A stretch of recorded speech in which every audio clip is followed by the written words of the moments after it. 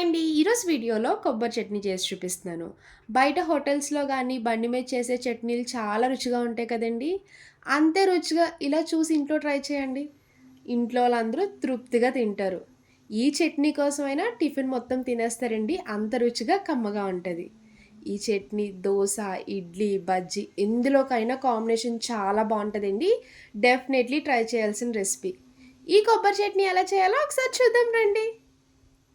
ఇప్పుడు చట్నీ రెడీ చేసుకోవడానికి stove on చేసి ఇలా కడాయి పెట్టుకున్నాక 1 టీ స్పూన్ ఆయిల్ వేసుకోవాలి. ఆయిల్ అయితే ఎక్కువ వేయకండి, 1 టీ స్పూన్ సరిపోద్ది. ఇప్పుడు పచ్చిమిర్చి వేసుకోండి. మీరు కారం ఎంత తింటారో స్పైసీనెస్ చూసుకొని పచ్చిమిర్చి వేసుకోవాలి. ఏ చట్నీ చేసుకున్నా పచ్చిమిర్చి ఫ్రై చేసుకున్నప్పుడు కంప్లీట్‌గా ఫ్రై చేసుకోకూడదండి. ఒక 50% ఫ్రై అయితే సరిపోద్ది. ఇలా పచ్చిమిరపకాయలు ఫ్రై చేస్తున్నప్పుడే హాఫ్ టీ స్పూన్ జీలకర్ర వేసుకోవాలి.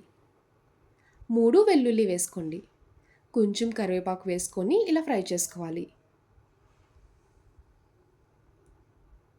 చూడండి వీడియోలో చూపిస్తున్నట్టు పచ్చిమిర్చి ఇలా లైట్‌గా ఫ్రై అవ్వాలి. ఇలా ఫ్రై చేసుకున్నాక ఇంకా స్టవ్ ఆఫ్ చేసుకోండి. కొంచెం చల్లారాక అప్పుడు మిక్సీ జార్‌లోకి వేసుకోవాలి. ఇప్పుడు ఇలాంటి ఒక మిక్సీ జార్ తీసుకొని కొబ్బరి వేసుకోవాలి. ఒక కొబ్బరికాయలో సగం చెక్క తీసుకొని ఇలా ముక్కల్లా కట్ చేసుకొని వేసుకోండి. 4 స్పూన్లు పుట్నాల పప్పు వేసుకోవాలి. దీన్ని వేపిన శనగపప్పు అని కూడా అంటారండి.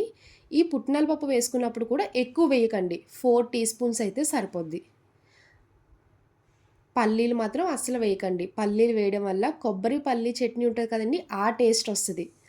కొబ్బరి చట్నీ టేస్ట్ రావాలంటే ఈ విధంగానే చేయండి. చాలా బావుంటది. మీ టేస్ట్‌కి తగ్గ ఉప్పు వేసుకోవాలి. ఇప్పుడు ఫ్రై చేసుకున్న పచ్చిమిర్చి కూడా వేసేసుకోండి. కొంచెం వాటర్ వేసుకొని మూత పెట్టి మెత్తగా చట్నీలా మిక్సీ చేసుకోవాలి. కొబ్బరి చట్నీ అంటే కొబ్బరి అస్సలు కనిపించకూడదండి. అలా మిక్సీ చేసుకోవాలి. చూడండి చట్నీ ఈ విధంగా మెత్తగా మిక్సీ చేసుకోవాలి. చేత్తో పట్టుకుంటే మీకు ఎక్కడైనా కొబ్బరి కనిపిస్తుందా? ఇలాగా మెత్తగా ఉంటేనే మనకి చట్నీ తిన్నప్పుడు కూడా చాలా రుచిగా ఉంటది. నేనైతే ఇడ్లీలోకి కాంబినేషన్‌గా తీసుకుంటున్నాను కాబట్టి నీరు చట్నీలాగా కొంచెం పల్చగా కలుపుకుంటున్నానండి. దోసలోకైనా, గారెలోకైనా, బజ్జీలోకైనా కొంచెం థిక్‌గా అయితే బావుంటది. ఇప్పుడు చట్నీలోకి తాలింపు రెడీ చేసుకోవడానికి స్టవ్ ఆన్ చేసి అదే కడాయి పెట్టుకొని ఒక స్పూన్ ఆయిల్ వేసుకోండి. ఇలా ఆయిల్ హీట్ అయ్యాక ఆవాలు, మినపప్పు, శనగపప్పు 3 ఎండుమిరపకాయలు ఇలా కట్ చేసుకొని వేసుకోండి. కొంచెం కరివేపాకు వేసుకొని దోరగా ఫ్రై చేసుకోవాలి. చట్నీలో తాలింపు ఎంత ఎక్కువ వేసుకుంటే అంత రుచి కూడా ఉంటదండి. అక్కడక్కడ పలుకులు తగులుతూ ఉంటాయి కదా! చాలా టేస్టీగా ఉంటది. కొంతమంది తాలింపు తినడానికి ఇష్టపడరు. అలాంటి వాళ్ళు కొంచెం తగ్గించి వేసుకోండి. మా ఇంట్లో వాళ్ళందరికీ తాలింపు కొంచెం ఎక్కువగానే తింటారు కాబట్టి నేనైతే ఎక్కువగానే వేసుకున్నానండి. ఇలా తాలింపు వేసుకొని ఫ్రై చేసుకున్నాక ఈ తాలింపు తీసుకొని చట్నీలో వేసుకోవాలి. ఇలా రెడీ చేసుకున్న కొబ్బరి చట్నీలో తాలింపు వేసుకొని కలుపుకోండి. చట్నీ రుచిగా ఉంటే టిఫిన్ ఎంతైనా తినాలనిపిస్తదండి. కొబ్బరి చట్నీ ఈ విధంగా ఇంట్లో ట్రై చేయండి. ఎంత తిన్నా తినాలనిపిస్తది. బయట తిన్న టేస్టే ఉంటది. నేనైతే ఇడ్లీలోకి తీసుకున్నాను కాబట్టి ఇలా పలుచగా కలుపుకున్నానండి. సూపర్‌గా ఉంటది చట్నీ టేస్ట్ అయితే మళ్ళీ మళ్ళీ చెప్తున్నాను. ఇంట్లో డెఫినెట్‌లీ ట్రై చేయండి.